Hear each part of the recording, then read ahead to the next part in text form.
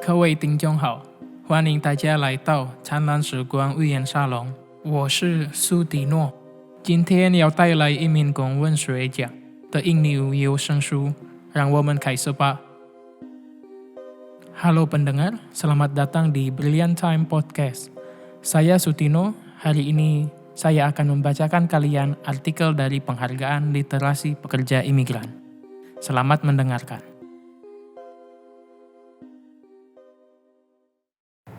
Cienpei, Prabu Agnina.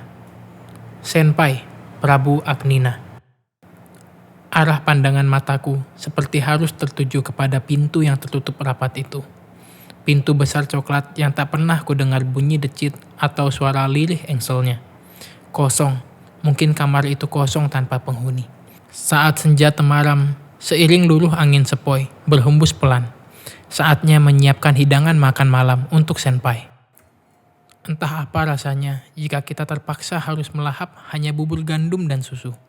Senpai sudah tak bisa memakan makanan padat lagi sejak terakhir kali dirawat di ICU. Ada yang salah dengan pencernaannya. Semua yang ada dalam rongga perutnya seakan berkudeta melawan apapun yang meringsek masuk kecuali cairan. Oh, senpai yang malang. Pernah dulu sekali ketika senpai masih lancar berbicara. Dengan terbata, ia mengisahkan sejarah hidupnya. Aku pun terbata melahap isi ceritanya, karena sebagai pekerja asing yang baru pertama ke Formosa, bahasaku nol sama sekali. Berbeda dengan para wanita yang mendapat pelatihan bahasa selama di LBK. Kaum lelaki dimanja dengan hanya leha-leha. Ironis memang, dan ketika sampai di sini, aku laksana si bodoh di tengah ingar dunia yang pintar. Aku kebingungan dan menyesal. Masih kuingat, senpai mengatakan bahwa ia mantan polisi rahasia. Masa mudanya yang begitu hebat menyisakan banyak sekali bintang jasa. Ada banyak album foto tertumpuk dan dia menyuruhku membukanya. Potret-potret kemesraan senpaiku yang begitu tampan dengan jas hitamnya. Dengan seorang wanita anggun yang mungil sekali. Itu istrinya yang amat sangat dia sayangi. Yang telah pergi meninggalkannya untuk selamanya karena kanker rahim. Wanita cantik yang sungguh malang. Sejak itu senpai berubah menjadi pemurung. Harapan hidup bersama sampai tutup usia hanya mimpi belaka. Istri tercintanya telah mendahului tanpa meninggalkan generasi penerus marganya. Senpai yang sebatang kara hidup kini dengan kenangan. Ali, kau tahu, kalau aku selalu ingin mati saja, bisiknya. Lirih kala itu, aku menangkap rona putus asa di mata cekungnya. Senpai yang gagah perkasa sudah kehilangan atma. Hidupku sia-sia tanpanya. Lanjutnya dengan menitikkan sebulir bening yang hangat dari sudut matanya. Aku terenyuh. Lelaki di hadapanku ini mengajariku banyak hal yang tak pernah kupikirkan sebelumnya. Pelajaran hidup yang tak kudapatkan di bangku sekolah manapun juga. Dia yang selalu membanggakan istrinya dengan segala kelebihannya. Tak ada sesal sedikit pun hadir dalam benaknya. Mencintai wanita yang tak bisa memberinya keturunan. Kelebihan istrinya jauh lebih berharga daripada secuil kekurangan yang baginya tak seberapa. Istrinya mandul.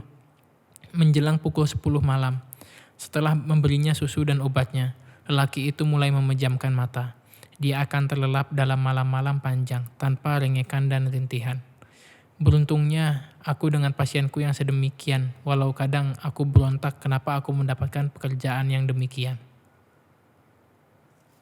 Mungkin hampir tengah malam ketika aku selesai mematikan lampu di dapur saat terdengar denting piano yang merdu. Tak ada piano di dalam apartemen ini. Televisi pun telah lama kumatikan. Lalu dari mana suara ini berasal? Tak lebih dari 2 menit melodi indah dari tuts piano itu hilang. Samar, aku seperti pernah tahu melodi itu. Tapi entah apa, hanya samar sekali aku mengingatnya. Lalu malam berlalu. Dalam hening dan titik hujan di bulan Juni. Rutinitasku terbilang menjemukan sebagai perawat lansia. Sampai sama sekali tidak merepotkan. Dia hanya terbaring lemah di atas pembaringannya. Memandang langit-langit sambil berkaca-kaca. Hampir setahun aku merawatnya dan belum ada sedikit pun perubahan kondisinya. Sebatang kara ia melawan sakitnya yang sudah sekitar 5 tahun mendera. Jika dahulu ia tinggal di panti jompo, sekarang ia memilih kembali ke rumahnya untuk menghabiskan akhir hidupnya. Untuk itulah aku dipanggil datang, menjaga sang perkasa yang sudah merapuh dan tua. Memandang sebentar kamar 311 sebelum aku membawa sampah ke lantai bawah. Seakan selalu ada magnet yang menarikku kuat untuk memandang pintu yang selalu tertutup itu. Entah kamar milik siapa, tapi pintu besar itu menggelitik titik keingintahuanku. Seperti ada semacam perasaan yang mengaitkan kamarku dan kamar itu. Perasaan apa? Entah. Tetapi seperti ada sesuatu. Menjelang siang, Senpai meminta duduk di balkon menatap gedung-gedung yang seakan berlomba menjadi yang terperkasa menantang angkasa. Ada yang ingin dia kenang, duduk berdua bersama istrinya di balkon menikmati sepoi angin yang bermelodi. "Ali, kau tahu Moonlight Sonata?" tanyanya lirih sambil pandangannya matanya menerawang jauh. "Sepertinya aku pernah mendengar itu. Nama makanankah atau nama suatu tempat?" "Tadi malam Asami pulang." "Asami? Istri Senpai?" "Pikun lelaki ini telah akut. Asami sudah meninggal 6 tahun yang lalu." Asami adalah keindahan pagi. Matanya bening seperti embun dan semu pipinya seperti semburat fajar. Kenangan kembali menguasainya. Cintanya pada Asami yang tak lekang waktu dan zaman. Senpai adalah lelaki yang luar biasa. Bercermin padanya seperti aku mempermalukan diri sendiri. Aku merasa kecil dan kerdil di keraguan nan tulus. Dia begitu setia, begitu menjaga cinta. Sedang aku, sang pengkhianat, lelaki Taiwan ini begitu hebat dengan kedalaman cinta pada wanita Jepangnya. Tabik untuk Senpai.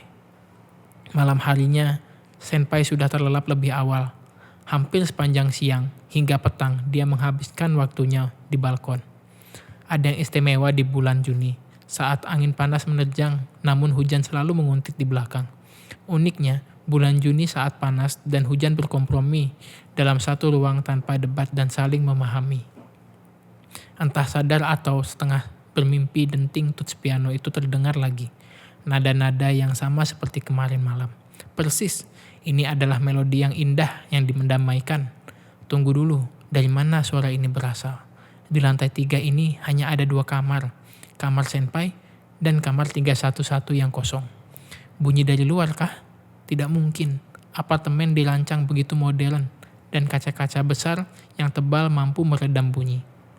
Suara lalu lalang mesin mobil hanya terdengar begitu lirih dan tenggelam dalam kumparan.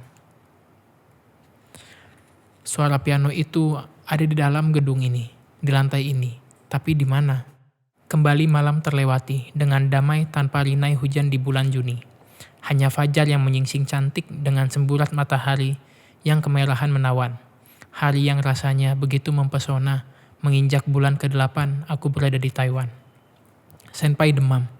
Sedikit panik ku coba menelepon agensi dan akan diteruskan ke dokter pribadinya. Demam pertama yang hinggap pada lelaki kurus itu. Menjelang siang kepanikan memuncak. Dokter yang ditelepon agensi tak datang juga. Sementara Senpai terus memanas badannya. Makanan cairan dan obat dimuntahkannya. Bahkan handuk dingin disingkirkan dengan kasar. "Asami pulang," lirih sekali ucapnya dengan bibir bergetar. Apa hubungannya dengan Asami pulang? Di mana Asami? Jika dia pulang, Senpai jelas meracau. Mungkin karena demamnya yang tinggi. Dokter datang tak lama setelah jam tua yang selalu berbunyi. Tiap kali pukul 12 siang itu berdentang. Dengan sigap dia memeriksa pasiennya. Tak lama, agensiku juga datang. Setelah memeriksa keadaan Senpai, dokter mengutarakan kalimat panjang yang tak ku mengerti. Sesekali agensi hanya manggut-manggut tanpa menjawab. Setelah dokter pamit pulang, Miss Anna menyuruhku duduk di ruang tamu. Senpai terlelap tenang setelah disuntikkan obat masuk ke dalam badannya. "Ali, ada yang ingin aku bicarakan terkait dengan Senpai." Nada bicara Miss Anna begitu serius dan dalam. Penerjemahku ini adalah orang yang praktis, di mana ia akan selalu berbicara taktis. Kali ini dia berucap seakan diganduli sebuah beban. "Ada alasan kenapa Senpai memilihmu. Dia melihat dirimu yang begitu serupa dengannya. Ada rona tulus dari pancar matamu. dan kau juga lahir dan tanggal dan bulan yang sama dengannya. Mataku membelalak dengan mulut ternganga tak percaya. Benarkah? Kupandang sekilas foto senpai yang tergantung di dinding figura. Potret seorang lelaki dengan balutan jas hitam yang berdiri dengan wanita mungil yang menggandeng erat tangannya. Baru kali ini kuperhatikan dengan seksama wajah senpai sewaktu muda. Rambut cepak dengan muka oval dan pipi tirus. Mata yang sipit seperti orang Cina kebanyakan dan alis tebal. Entah kenapa, aku seperti melihat bayangan diriku sendiri di foto itu. Bukan senpai yang seakan-akan berdiri di situ, melainkan aku. Apa yang akan kau lakukan jika senpai meninggal? Kau akan pindah majikan atau pulang? Pertanyaan Miss Anna membuyarkan lamunanku. Belum terpikirkan apa yang akan kulakukan, tapi sepertinya ada yang harus kulakukan di tanah aku berasal. Senpai tahu usianya tak lama lagi. Dia meninggal di sini bersama Asami. Dan hari itu sang mantan polisi rahasia menghembuskan nafasnya yang terakhir dalam kedamaian. Entah hanya lamunan atau itu sebuah pertanda saat sayup terdengar denting merdu piano. Lagu yang sama sekali belakangan ini ketahui dari Miss Anna adalah Moonlight Sonata. Lagu kesayangan mendiang Asami yang selalu dimainkannya untuk menunjukkan cinta kasihnya pada sang suami. Rasa kehilanganku yang mendalam kala senja itu. Tahu senpai telah terbujur kaku. Miss Anna pun tak kuasa menunjukkan kesedihannya. Mata beningnya sudah berlapis kaca air mata. Tangan kirinya mencengkeram erat pundakku sambil menyaksikan senpai yang tersenyum di atas pembaringannya. Lelaki hebat yang mengajariku tentang arti cinta dalam kehidupan. Lelaki yang memberiku sebuah tempat di sisinya untuk mengenalkan aku sebuah dunia damai yang penuh cinta. Tak lama setelah itu, kuputuskan pulang ke tanah kelahiranku. Walaupun Miss Anna sudah bersiap memberiku majikan yang baru, apa yang senpai ajarkan padaku tentang menerima kelebihan dengan segenap cinta akan kupraktikkan kepada istri yang telah kusia-siakan karena kemandulannya. Apakah ini sebuah kebetulan belaka atau memang Tuhan memiliki kehendak lain dengan caranya yang luar biasa sehingga dari begitu banyak tenaga kerja laki-laki yang menunggu job aku yang telah dipilihnya. Catatan kecil, sebelum aku pulang, saat Miss Anna membukakan pintu kamar 311, kamar yang memang kosong dan hanya dihuni sebuah piano tua yang diam dengan anggunnya di tengah-tengah ruangan. Kamar Asami bermain piano untuk suaminya tercinta.